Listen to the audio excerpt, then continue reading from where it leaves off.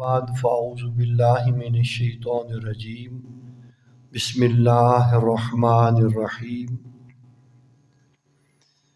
یا ایہا الذین آمنوا کتب علیکم الصیام کما کتب علی الذین من قبلکم لعلکم تتقون صدق اللہ مولانا العظیم وصدق رسولہ النبی الکریم الامین ان اللہ وملائکتہ یصلون علی النبی یا ایہا الذین آمنوا صلوا علیہ وسلموا تسلیما اللہم صلی علی سیدنا و اصحاب سیدنا و ازواج سیدنا و مولانا و ملجأنا و مأوانا محمد وبارک وسلم وصلی علیہ الصلاۃ والسلام علیک یا سیدی یا رسول اللہ وعلی آلک و اصحابک یا سیدی یا حبیب اللہ۔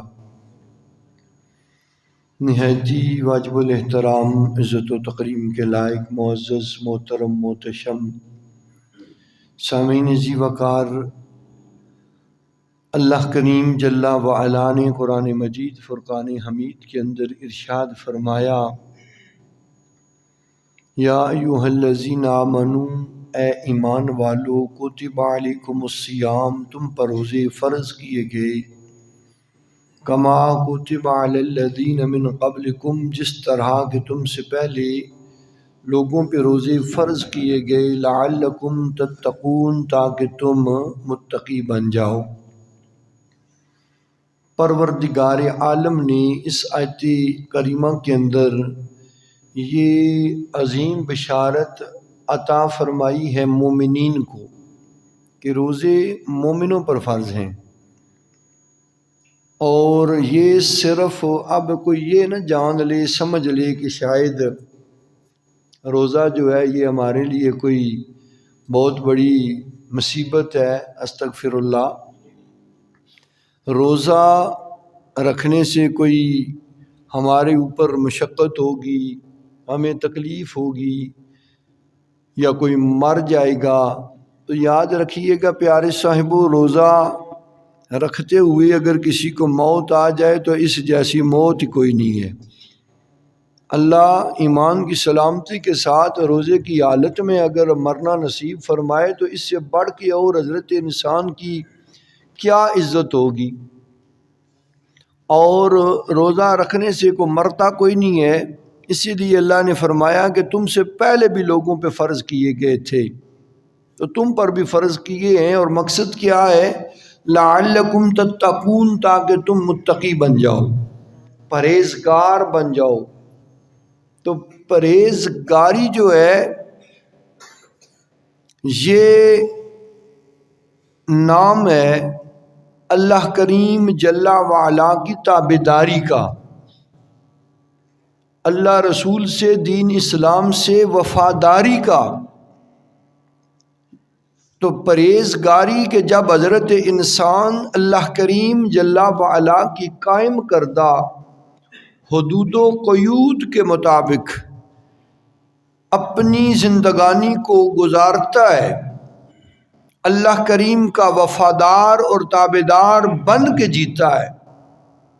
تقویٰ یہی ہے نا، پانی پینا حلال ہے، کھانا حلال ہے، جتنے انواع و اقسام کے پھل ہیں، مشروبات ہیں، وہ حلال ہیں، لیکن رب کی جب تک مرضی نہیں تب تک انہیں کھانا حرام ہے۔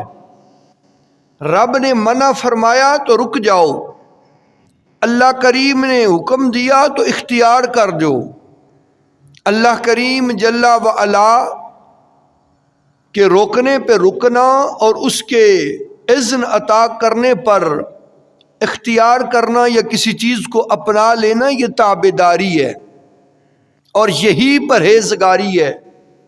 کوئی نہیں دیکھ رہا ہوتا، گھر میں چھپ کے کھا سکتے ہیں، دروازہ بند کر کے پانی پی سکتے ہیں، لیکن ہم نہیں کرتے۔ پیاس سے اگرچہ حالت غیر بھی ہو جائے پھر بھی کوئی پانی نہیں پیتا کہ رب کا حکم نہیں، اللہ نے منع فرمایا ہے تو رب کے روکنے سے رک جانا اور رب کے اذن دینے سے اختیار کر لینا، اور پیارے صاحبو اللہ کریم کے حلال کو حلال اور حرام کو حرام جاننا، یہی تابعداری ہے، یہی وفاداری ہے اور یہی پرہیزگاری ہے۔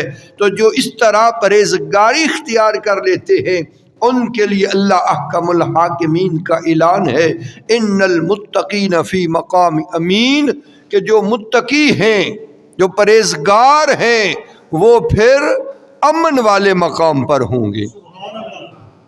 ان المتقین، بے شک متقی، فی مقام امین، وہ امن والے مقام پر ہوں گے، وہ سکون والے مقام پر ہوں گے۔ تو اس لیے اللہ کریم جل وعلا کی جو تابعداری اختیار کر لیتے ہیں، صحیح معنوں کے اندر ہی انہیں پرہیزگاری نصیب ہو جاتی ہے، اور وہی نفوسان قدسیہ لعلکم تتقون کی پھر عملی تفسیر بن جاتے ہیں۔ تو اس لیے جتنا زیادہ ہو سکے پرہیزگاری اختیار کی جائے، تقویٰ، اور تقویٰ سے پھر ایک اور چیز بھی حاصل ہوتی ہے، اور وہ ہے اللہ کریم جل وعلا کی ذات کا ڈر۔ ڈر بھی تب حاصل ہوتا ہے جب انسان رب کا تابعدار ہوتا ہے، اللہ کریم جل وعلا کا فرما بردار ہوتا ہے، تو پھر اسے ڈر بھی نصیب ہوتا ہے۔ تو پھر ڈر سے پرہیزگاری کا اور چار چاند لگ جاتے ہیں۔ لیکن بد نصیبی حضرت انسان کی کہ آج کے دور میں آپ دیکھیں، ڈرتے تو ہیں ہم، لیکن کس سے؟ کوئی اس بات سے ڈرتا ہے کہ بیمار نہ ہو جائے، کوئی اس بات سے ڈرتا ہے اسے بزنس میں نقصان نہ ہو جائے، کوئی اس چیز سے ڈرتا ہے کہ اس کی دولت کوئی چھین کے نہ لے جائے، کوئی اس سے ڈرتا ہے کہ زمانے کے سامنے رسوا اور بے عزت نہ ہو جائے، اور کوئی اس سے ڈرتا ہے کہ وہ موت کے منہ میں نہ چلا جائے، وہ لقمہ اجل نہ بن جائے۔ مرنے سے ڈرتے ہیں، مال چھننے سے ڈرتے ہیں، بیماری سے ڈرتے ہیں، بے عزتی سے ڈرتے ہیں۔ نہیں ڈرتے تو رحمان و رحیم رب سے نہیں ڈرتے۔ اور یہی وجہ ہے کہ آج اس قسم کے لوگ نماز نہیں پڑھتے تو وہ رب سے نہ ڈرنے کی وجہ ہے، روزہ نہیں رکھتے تو رب سے نہ ڈرنے کی وجہ ہے۔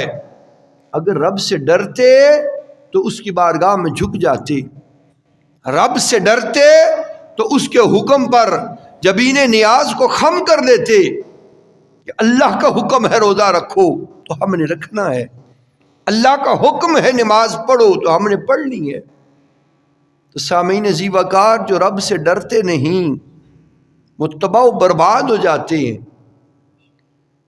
وہ ہر شے سے پھر ڈرتے ہیں، وہ اپنے سائے سے بھی ڈرتے ہیں، وہ چوہے اور چھپکلی سے بھی ڈرتے ہیں۔ جو رب سے نہیں ڈرتے وہ سب سے ڈرتے ہیں، اور جو رب سے ڈر جائیں سب ان سے ڈرنے لگ جاتے ہیں۔ تو اس لیے رب سے ڈرنا چاہیے، رب کا خوف اپنے دلوں کے اندر داخل کرنا چاہیے۔ جب رب کا خوف نصیب ہو جاتا ہے نا، پھر حضرت انسان کو تابعداری اور پرہیزگاری بھی نصیب ہو جاتی ہے، وہ رب کریم جل وعلا کی بارگاہ میں جھکنا بھی سیکھ لیتا ہے۔ رب کے حضور حاضر ہونے کا خوف اور ڈر جب آ جائے تو پھر انسان گناہوں سے بچنا اور اچھے کاموں کو کرنا شروع ہو جاتا ہے۔ گناہوں سے بچاتی پرہیزگاری ہے، اور اچھے کاموں کی اور نیکی کی ترغیب دلاتی بھی پرہیزگاری ہے۔ تو اس لیے آج ہم روزہ رکھے ہوئے ہیں، اللہ کے فضل سے، اللہ کے احسان سے ہر چیز پہ اختیار ہوتا ہے، کھا بھی سکتے ہیں، پی بھی سکتے ہیں، لیکن پھر بھی نہیں کھاتے نہیں پیتے، کیوں؟ اللہ ناراض ہو جائے گا، اللہ کا غیظ و غضب برس جائے گا۔ بس یہی ڈر ہے، اور یہ ڈر ہونا چاہیے ایک مسلمان کے اندر، ایک غیرت مند انسان کے اندر اپنے رحمان و رحیم رب کا ڈر ہونا چاہیے۔ جس کے اندر رب کا ڈر نہیں جس کے اندر اللہ رسول کی تابعداری نہیں، پھر وہ انسان ہی نہیں، وہ تو حیوان ہے۔ اسی لیے تو دندناتا پھر رہا ہے، اسی لیے تو اسے اپنے مرنے کا، اپنی قبر اور حشر کا احساس اور خیال تک نہیں ہے۔ تو پیارے صاحبوں، جو ڈر جاتے ہیں وہ تر جاتی ہے۔ یہ ماہ مقدس اتنی عزتوں، اتنی عظمتوں اور اتنی شانوں والا عطا کیا گیا، تو اس کے اندر ہمیں اس کریم رب کی زیادہ سے زیادہ تابعداری کرنی چاہیے، پرہیزگاری اختیار کرنی چاہیے، اس کی بارگاہ کا خوف اور ڈر ہونا چاہیے۔ اور اس مبارک مہینے سے بڑھ کے اور کہاں پہ ہمیں لطف و کرم رب کریم کے نصیب ہوں گے۔ جناب موسیٰ علیہ نبینا علیہ الصلوۃ والسلام نے عرض کیا رب کریم کی بارگاہ میں، اللہ کریم تو نے مجھے بڑی عزتیں عطا کی ہیں، بڑی شانیں، بڑے مقام، بڑے رفتیں عطا فرمائی ہیں، مجھ سے بھی زیادہ کسی کو عزت اور شان عطا کی ہے؟ تو اللہ کریم جل وعلا نے فرمایا کہ پیارے پیغمبر، جب آپ مجھ سے شرف ام کلامی حاصل کرتے ہیں نا، تو آپ کے اور میرے درمیان 70,000 پردے ہوتے ہیں، 70,000 پردے۔ لیکن میرے حبیب لبیب کے غلام، میرے محبوب دو جہاں کے غلام اور امتی جب میرے کہنے پہ رمضان کے روزے رکھیں گے اور روزے کی نکاحت انہیں محسوس ہوگی، بھوک اور پیاس کی شدت سے رنگ متغیر بھی ہو جائیں گے، تو جب وہ افطار کریں گے نا تو صورتحال یہ ہوگی، جب آپ مجھ سے ملنے آتے تو میرے اور آپ کے بیچ 70,000 پردے ہوتے، اور افطار کے وقت ان کے اور میرے درمیان معاملہ کیا ہوگا؟ انا اکون اقرب، اللہ کریم جل وعلا فرما رہا ہے انا اکون اقرب الیہم منکا، فرمایا کہ پیارے پیغمبر اس وقت میں ان سے، آپ سے زیادہ قریب ہو جاؤں گا۔ میرے اور آپ کے بیچ 70,000 پردے ہوتے تھے، لیکن ان کے اور میرے بیچ کوئی حجاب اور پردہ باقی نہیں رہے گا۔ یہ شان اور مقام عطا کیا جائے گا اس پرہیزگاری کی وجہ سے، اس تابعداری کا انعام عطا کیا جائے گا، نہ کوئی حجاب اور پردہ رہے گا اور نہ کوئی رکاوٹ باقی رہے گی۔ شرط یہ ہے کہ ہم کریں تو صحیح، اس کریم رب کی تابعداری کا ایک بار مزہ لیں تو صحیح، پھر دیکھو کیسے کیسے انعام و اکرام کی رمجم برستی ہے، اور اس کی بارگاہ کا خوف اور ڈر ہونا چاہیے۔ آج دن دناتے پھر رہے ہیں، کوئی روزہ نہیں، کوئی نماز نہیں، کوئی کچھ نہیں، اور پھر بڑی بغیرتی کے ساتھ منہ پھاڑ کے کہا جاتا ہے، اللہ معاف فرمائے کہ اللہ کو ڈر نہیں جیتا بندیاں نہ کیڑا، استغفر اللہ کے لگ پتہ جانا ہے تمہیں، ڈرتے نہیں تو پھر حال کیا ہوگا، پھر کس بھاؤ تمہاری بکے گی۔ حضرت امام غزالی علیہ رحمہ نے فرمایا کہ قبروں والے جو ہیں وہ ایک دن کی مہلت مانگتے ہیں۔ حدیث میں بھی آتا ہے کہ یہ قبر میں جو پڑے ہوئے ہیں ہمیں تو نہیں پتہ حال کیا ہے، یہ تو مخبر صادق نے بتایا، جنہوں نے دیکھا یا پھر جائیں گے تو پتہ چلے گا کیا حال ہے۔ تو قبر والے کہتے ہیں پاک پروردگار عالم ہمیں ایک دن کی مہلت عطا فرما دے۔ جب تن بدن کو آگ لگ جاتی ہے، جب قبر حضرت انسان کو دبا کے اس کی ہڈیوں کو، پسلیوں کو آپس میں اس طرح پیوست کر دیتی ہے، جب وہ ٹھیک معنی میں ریمانڈ لیتی ہے، جب تن بدن کو آگ لگتی ہے، جب سانپ اور بچھو نوچتے ہیں، پھر حضرت انسان کو ہوش آتی ہے، پھر خیال آتا ہے کہ میں نے تو غلط کیا، جو کرنا تھا وہ کر نہ سکا، پھر وہ روتا چیختا چلاتا ہے، اور وہ کہتے ہیں ہے کوئی آج جو ہماری غریبی پہ ترس کھائے، اور پھر وہ چیخ چیخ کے کہتے ہیں اے رب کریم ہمیں ایک دن کی مہلت عطا فرما دے، ایک دن کی مہلت عطا کر، تو آپ نے فرمایا کہ ایک دن کی مہلت کیوں مانگیں گے؟ اس لیے کہ اس ایک دن کے اندر آج ہمارے نزدیک اور ہمارے سامنے سالوں کی کوئی اہمیت نہیں، قبر میں جائیں گے تو پھر پتہ چلے گا ایک ایک لمحے کی قدر و قیمت کیا ہے اور اس کا مقام و مرتبہ کتنا ہے۔ جو اللہ رسول کی تابعداری میں گزرے اور جو اللہ رسول کی نافرمانی میں گزرے اس کا حال کیا ہے۔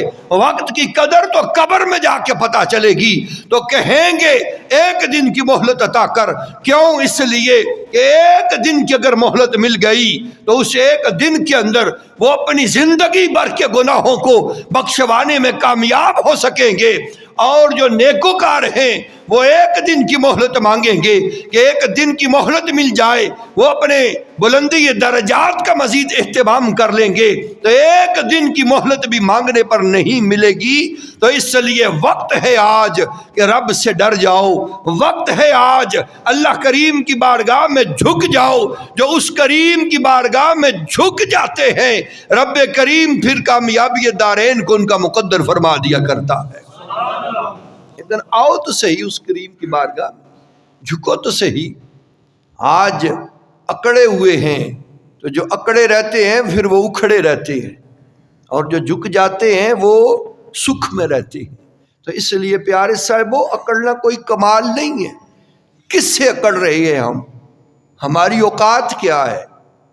ہماری حیثیت کیا ہے؟ انسان تو کھجور کھاتے ہیں نا افطار کے وقت، تو جو گٹھلی نکلتی ہے نا اس کے اوپر بھی ایک جھلی ہوتی ہے، اسے قطمیر کہتے ہیں۔ حضرت انسان تو اس ایک چھلکے کا بھی مالک نہیں ہے۔ انسان کی تو کوئی اوقات اور حیثیت ہی نہیں ہے۔ بڑے بڑے اکڑنے والے، نمرود تھوڑا اکڑا تھا، انجام کیا ہوا؟ ایک لنگڑا مچھر ناک میں گھس گیا تو پھر اپنی رعایا سے جوتے کھا کھا کے وہ مرا ہے۔ صبح و شام وہ جب کاٹتا تو سر میں جوتے مرواتا، جب جوتے سر پہ پڑتے تو آرام آ جاتا۔ یہ اکڑنے والوں کے انجام یہی ہوتے ہیں۔ فرعون کتنا اکڑا تھا تو پھر ایک لہر میں ہی غرق کر دیا۔ آج بھی نشان عبرت بنا ہوا ہے۔ تو اس کی بارگاہ میں جھکنے والوں کے لیے فلاح ہے، اس کی بارگاہ کے اندر مر مٹنے والوں کے لیے فلاح ہے، جو اپنے آپ کو مٹا دیں، جو یہ نہ کہیں کہ میں ہوں، بلکہ یہ کہا جائے میں بھی تو اور تو بھی تو ہے، وہ کامیاب ہو جاتے ہیں۔ میں کرنے والے غرق ہو جاتے ہیں اور تو کرنے والے دارین میں کامیاب ہو جاتے ہیں۔ تو یہ ہمیں سیکھنا چاہیے۔ اکڑ ان میں ہی آتی ہے جن میں آ جائے، تو میں نہ آنے دو، بلکہ یہ کہا کرو کہ میں بھی تو ہے تو بھی تو ہے، بس تو ہی تو ہے، میں تو شاہی کوئی نہیں۔ تو پھر جا کے کامیابی حاصل ہوگی۔ تو اس کی بارگاہ میں جھکنا سیکھو، اس کی بارگاہ میں ڈرنا سیکھو۔ ڈر نصیب ہو گیا تو بات بن جائے گی۔ آقا علیہ الصلوۃ والسلام نے نہیں فرمایا کہ جو اللہ کے خوف سے ڈرا اور اس کی آنکھ سے آنسو نکلا، چاہے وہ آنسو ایک مکھی یا مچھر کے سر کے برابر ہو، اور وہ آنکھ سے نکل جائے، تو کل قیامت کے روز اللہ کریم اس کے اس آنسو کی لاج رکھتے ہوئے بھی بخشش کی پروانی عطا فرمائے۔ کہ جو رب کے خوف سے ڈر گیا، اللہ کے خوف سے ڈر جاؤ اور آنکھ بہہ جائے، تو پھر دیکھو کس قدر مہربانیاں ہوتی ہیں، کس قدر کرم نوازیاں ہوتی ہیں۔ آج ہم اکڑے اور اکھڑے پھر رہے ہیں۔ پیارے صاحبو، جس نے اس عظیم ماہ مقدس کے اندر اپنے آپ کو نہیں سنوارنا، وہ کب سنورے گا؟ جس نے اس ماہ مقدس کے اندر اپنے آپ کو نہیں بخشوانا، وہ کب بخشوائے گا؟ جس نے اس عظیم ماہ مقدس کے اندر اپنے رحمان و رحیم رب سے صلح نہیں کرنی، اس نے کب کرنی ہے؟ تو اس لیے ڈر جاؤ اس سے۔ آج وقت ہے، آج وقت ہے کہ اس سے ڈر جاؤ۔ جو اس سے ڈر جاتے ہیں نا، پھر وہ انعام و اکرام عطا کرتا ہے، بھلے وہ گنہگار ہی کیوں نہ ہوں، بھلے وہ کتنے ہی خطا کار کیوں نہ ہوں۔ شرط ہے کہ اس کا خوف پیدا ہو جائے، اس کی بارگاہ میں ندامت کا احساس پیدا ہو جائے۔ کس منہ سے جائیں گے، کس حیثیت سے جائیں گے؟ اس نے کتنی شانوں سے دنیا میں ہمیں بھیجا، کتنی عزتوں کے ساتھ ہمیں نوازا، کتنے مقام و مرتبے ہمیں عطا فرمائے کہ وہ اعلان کر رہا ہے قرآن کے اندر لقد خلقنا الانسان فی احسن تقویم، ہم نے حضرت انسان کو بہترین صورت اور سیرت کے اعتبار سے بہترین اعتدال پہ خلق فرمایا ہے۔ لقد کرمنا بنی آدم، کہ ہم نے حضرت انسان کے سر پر عزت و شان کا، شرافت اور کرامت کا تاج سجایا ہے، لیکن حضرت انسان کا حال کیا ہے؟ پیارے صاحبوں، یہ کوئی چھوٹی سی بات ہے، کرمنا بنی آدم، کہ کرامت کا، شرافت کا، عزت کا، مقام و مرتبے کا سیرا سجا دیا گیا، عزتیں عطا کر دی گئی ہیں۔ وہ ہمیں لولا لنگڑا بھی بنا سکتا تھا، وہ ہمیں گنجا کانا بھی بنا سکتا تھا، اللہ کریم ہمارے سر پہ سینگ بھی پیدا کر سکتا تھا، مالک و مولا قادر مطلق ہے، وہ ہمیں دم بھی لگا سکتا تھا، وہ پر بھی دے سکتا تھا، وہ ہمارے چہرے اور وجود پہ ان جانوروں کی طرح ہر جگہ پہ بال بھی پیدا کر سکتا تھا، لیکن کیا کیا؟ بہترین اعتدال کے ساتھ خلق کیا، سیرت اور صورت کے اعتبار سے ہر شے سے افضل حضرت انسان ہے۔ عزتیں عطا فرمائیں، شرافتیں عطا فرمائیں، کرامتیں عطا کی، مقام و مرتبے عطا فرمائے، اور عزت اور اعزاز کے ساتھ دنیا کے اندر مبعوث فرمایا۔ پیارے صاحبوں، یہ حضرت انسان کا اعزاز ہے کہ اللہ کریم جل وعلا نے اشرف المخلوقات ہونے کا شرف عطا کیا ہے، اس نے ہمیں کوئی جانور نہیں انسان بنایا ہے۔ پھر ہمارے لیے عزت و اعزاز کس قدر کہ ماؤں کی گود کو ہمارے لیے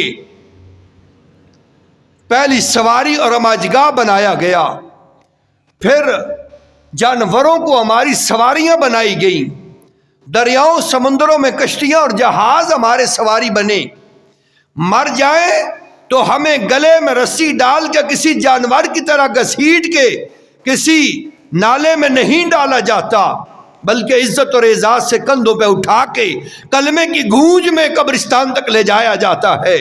اور پھر پیارے صاحبوں، ہمارے اعزاز کی یہ بات ہے، ہماری شان کی یہ بات ہے، حدیث پاک میں ہے کہ جو جنازے کو 40 قدم کندھا دے کے چلے، اللہ کریم اس چلنے والے کے 40 کبیرہ گناہوں کو معاف فرما دیتا ہے۔ یہ کوئی شرط نہیں کہ وہ حاجی ہونا چاہیے، مرنے والا نمازی ہونا چاہیے، جیسا بھی ہے رب کا بندہ ہے، انسان کی انسانیت کی قدر کرنے پر کندھا دینے والے کو 40 کبیرہ گناہوں سے برات عطا کی جاتی ہے۔ یہ حضرت انسان کے اعزاز کی بات ہے۔ اتنی عزتیں، اتنی شرافتیں عطا فرمائیں، کس لیے؟ کہ ہم اپنے مقام کو جانے تو صحیح۔ تو سامعین اسی وقار، اتنی شانیں پانے کے باوجود حضرت انسان کا حال کیا ہے کہ وہ جانوروں سے بدتر زندگی گزار کے اپنے رحمان و رحیم رب کی بارگاہ میں جا رہا ہے۔ اور جب اتنی عزتیں رب نے دے کے اتنی شانوں سے نواز کے دنیا میں بھیجا، تو پھر سر جھکا کے جاتے ہوئے حضرت انسان تمہیں شرم کیوں نہیں آتی؟ اپنے جراحم کو مد نظر رکھ کر رب کی کروڑ نعمتیں وصول کر کے دنیا سے خالی ہاتھ جاتے ہوئے ندامت کا احساس کیوں نہیں ہوتا؟ تو آج وقت ہے، سوچ لیا جائے، آج وقت ہے غیرت اور حیا کر لی جائے، آج وقت ہے اپنے مقام و مرتبے اور اپنے منصب کو جان لیا جائے، تو اللہ کریم کامیابی دارین کو مقدر فرما دے گا۔ معزز سامعین، ہم نے تو کبھی اپنے منصب اور مقام کو دیکھا ہی نہیں ہے، غور ہی نہیں کیا ہے۔ اللہ نے ہمیں یہ عزتیں، یہ اعزاز، یہ شرافتیں، یہ کرامتیں تو ایک سمجھیں کہ بس تشت میں رکھ کے بن مانگے ہی عطا فرما دیے نا۔ 12 پیغمبر، جیسا کہ کتب روایات میں آتا ہے کہ رب کے حضور کیا التجا کرتے رہے، ہم سے تاج نبوت واپس لے لے، ہمیں اپنے حبیب لبیب کا امتی ہونے کا شرف عطا فرما۔ غور کریں اپنے مقام پر، ہم کس قدر بلند اقبال ہیں۔ نبی ہونا کوئی تھوڑا مقام ہے؟ صاحب شریعت ہونا، صاحب کتاب ہونا، اللہ کا محبوب ہونا، معصوم عن الخطا ہونا، کتنے بڑے اعزاز کی بات ہے۔ انسان عام بندہ جو امتی ہے وہ تو خطا کار ہے، وہ تو خطا کا پتلا ہے، وہ تو گناہ پہ گناہ کرتا ہے۔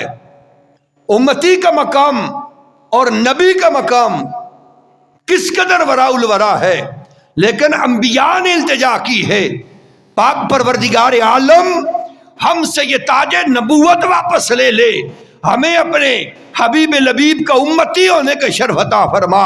ایک جناب عیسیٰ کی دعا قبول ہوئی ہے، اللہ نے ان کو یہ شان عطا فرمانی ہے، تو پیارے صاحبوں مقدر پہ ناز کیا کرو۔ ہمیں رب نے وہ مقام اور شان عطا فرمائی ہے جسے حاصل کرنے کے لیے انبیاء رب کی بارگاہ میں تاج نبوت واپس دینے کے لیے طلبگار نظر آتے ہیں۔ تو پھر بھی ہم جرموں کی طرح، مجرموں کی طرح جرموں سے منہ کالے کر کے دنیا سے جائیں تو پھر ہمارے لیے یہ اعزاز کی بات نہیں۔ ہم گناہوں کی ٹوکریاں بھر کے لے جائیں، نامہ اعمال وہ نیکیوں سے خالی کر کے لے جائیں، اپنے منہ اور اپنے دل گناہوں کی سیاہی سے کالے کر کے لے جائیں، تو پھر کیا فائدہ، کیا مقصد اتنی شرافتوں کا اور اتنی کرامتوں کا جو رب نے ہمیں عطا فرمائی ہے؟ تو اس لیے پیارے صاحبو یہ تب حاصل ہوگا جب اس کی بارگاہ کا خوف اور ڈر بھی ہوگا۔ تو ڈرو اپنے رحمان و رحیم رب سے، کرو عہد اپنے دل سے۔ آج نہیں ہم نے سنورنا تو کب سنورنا ہے؟ آج نہیں اپنے آپ کو بدلنا تو کب بدلیں گے؟ تو یہ عہد کرو کہ جو نماز پنجگانہ نہیں پڑھتا وہ آج سے پوری 5 پڑھے گا۔ میں وعدہ نہیں لیتا، اپنے دل سے اپنے رب سے آپ نے عہد کرنا ہے، مجھ سے نہیں، اپنے رب سے، کیونکہ بندے کا اور اللہ کا یہ معاملہ ہے۔ میں نے اپنی قبر میں جانا ہے، آپ نے اپنی قبر میں جانا ہے۔ اپنی قبر کو سنوارنے کی کوشش کی جائے۔ صبح سے شام تک، شام سے صبح تک ہم کتنے جناب مصائب و آلام کو جھیلتے ہیں اپنی دنیا کو سنوارنے کے لیے۔ کسی کے پاس کوئی گارنٹی ہے کہ وہ کتنا 100 سال 60 سال دنیا میں جیے گا؟ ایک لمحے کی گارنٹی نہیں۔ اور ہمارے خواب و خیال اور ہمارے پروگرام اور پلان کیا ہے؟ وہ تو میرا خیال ہے 1000 سال سے بھی اوپر چلے جائیں، لیکن حالت کیا ہے معزز سامعین؟ جہاں ہم نے رہنا ہے 50,000 سال کا دن ہوگا قیامت کا، 50,000 سال کا دن۔ آج مسجد میں تراویح کی نماز پڑھتے ہوئے 1 گھنٹہ لگ جائے تو جناب ہر ایک کا منہ پھولا ہوا ہوتا ہے، بڑی گرمی ہے جی، کو 8 پڑھ کے بھاگ رہا ہے، کو 10 پڑھ کے بھاگ رہا ہے، کھل نہیں ہونا جی۔ او پیارے صاحبوں ذرا غور کرو، جو کھا کے آئے ہو اس قابل تھے تم؟ جو رب کی نعمتیں ابھی ابھی وصول کر کے آئے ہو، یہ ان کے لائق تھا ہمارا منہ؟ اس کے باوجود رب نے عطا فرمائی ہیں۔ روزہ جو رکھنے کا حق ہے وہ تو ہم نے کبھی ادا ہی نہیں کیا، بس خالی منہ ہی بند ہوتا ہے نا، باقی غیبتیں بھی پوری طرح، چغلیاں بھی پوری طرح، گالیاں بھی اسی طرح، اور پتہ نہیں کیا کیا خرافات وہ سارا دن بولتے رہتے ہیں۔ یہ روزہ نہیں ہے۔ اس کے باوجود ہمیں کتنے انعام و اکرام عطا کیے جاتے ہیں۔